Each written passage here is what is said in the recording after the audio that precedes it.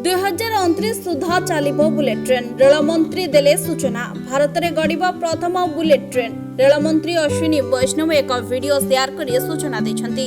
Mumbai Ahmedabad bullet train प्रकल्प पई 300 kilometre लंबा पोल निर्माण द्रुत गति में चली। यह व्यतीत गुजरात सूरत निकट 40 मीटर लंबा बक्सकार्डर काम समाप्त होईछि।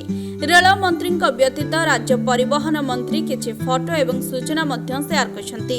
300 किलोमीटर प्रोजेक्ट मध्यरु 257.4 किलोमीटर संपूर्ण स्पेन लॉन्चिंग कौशल व्यवहार करी निर्माण करा जाउछि।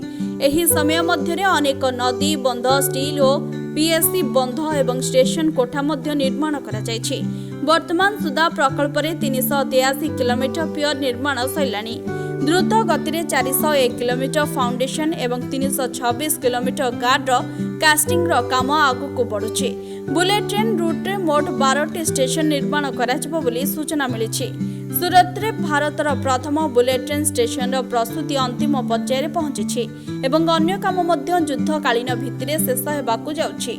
सूचना मुताबक गुजरात रे प्राय 157 किलोमीटर ट्रैक बेड बिछाइबा काम शेष होईछि।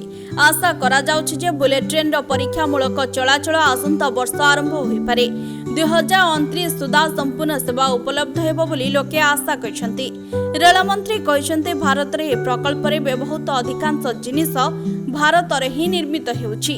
लॉन्चिंग ग्राइंडिंग ब्रिज ग्राइंडिंग एवं ग्रिडर ट्रांसपोर्ट गुड़िक भारत में स्वाभाविक भाव प्रस्तुत हुए। एथिरु गोटिए कथा स्पष्ट जना पड़ुछि, भारत हेबे हाई स्पीड ट्रेन एवं प्रजुक्ति विद्या रे आत्मनिर्भरशील हेबा लक्ष्य रे रहिछि।